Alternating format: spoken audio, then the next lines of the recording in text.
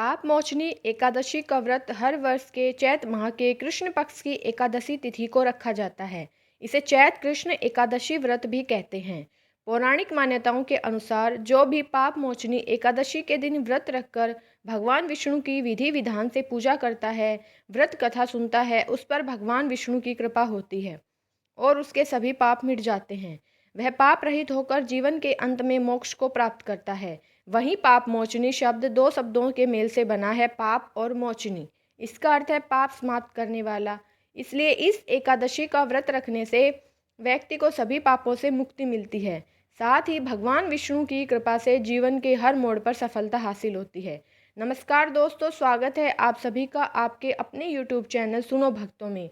इस वीडियो में हम जानेंगे एकादशी का व्रत कब है, एकादशी व्रत पूजा का शुभ मुहूर्त क्या रहेगा, व्रत पारण का समय क्या रहेगा और अंत में व्रत कथा सुनेंगे। तो आइए वीडियो शुरू करते हैं। अगर आप चैनल पर नए हैं तो प्लीज़ चैनल को सब्सक्राइब करें। वैदिक पंचांग के अनुसार इस साल चैत माह के कृष्ण पक्ष की एकादशी तिथि 4 अप्रैल दिन गुरुवार को शाम 4:16 पर शुरू हो रही है और इस विधि का समापन अगले दिन 5 अप्रैल शुक्रवार को दोपहर 1:28 पर होगा। उदया तिथि के आधार पर देखें तो इस साल पाप मोचनी एकादशी का व्रत 5 अप्रैल को रखा जाएगा।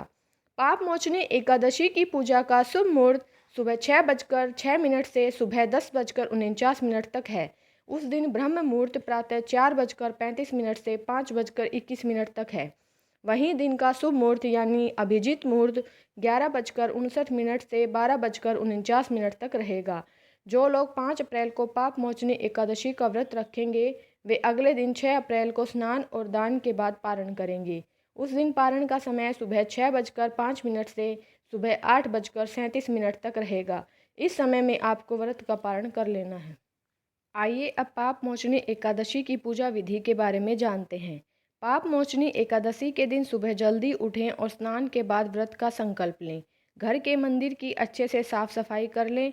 फिर एक चौकी पर भगवान विष्णु और माता लक्ष्मी की मूर्ति स्थापित करें। साथ ही भगवान विष्णु को पंचामृत से स्नान कराएं। इसके बाद दोनों को पीले रंग के फूल की माला चढ़ाएं और हल्दी का तिलक लगाएं।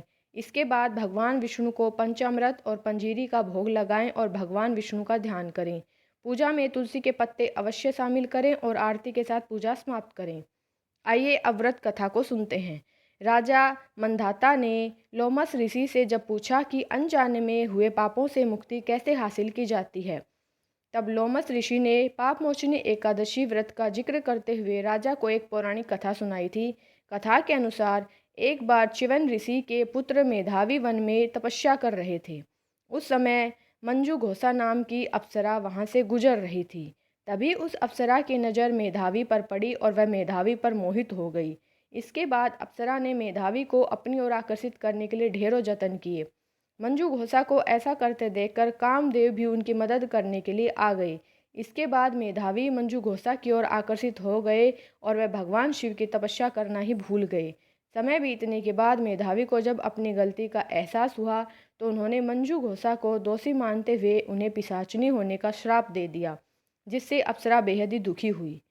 अप्सरा ने तुरंत अपनी गलती की क्षमा मांगी। अप्सरा की क्षमा याचना सुनकर मेधावी ने मंजू घोषा को चैत माह की पाप मोचनी एकादशी के बारे में बताया। मंजू घोषा ने मेधावी के कहे अनुसार विधि पूर्वक पाप मोचनी एकादशी का व्रत किया। पाप मोचनी एकादशी व्रत के पुण्य प्रभाव से उसे सभी पापों से मुक्ति मिल गई। इस व्रत के प्रभाव से मंजू घोषा फिर से अप्सरा बन गई और स्वर्ग में वापस चली गई। मंजू घोषा के बाद मेधावी ने भी पाप मोचनी एकादशी का व्रत किया और अपने पापों को दूर कर अपना खोया हुआ तेज पाया। आशा करती हूँ आपको वीडियो पसंद आई होगी, तो वीडियो को लाइक करें, ज़्यादा से ज़्यादा शेयर करें और प्लीज़ चैनल को सब्सक्राइब करें। धन्यवाद।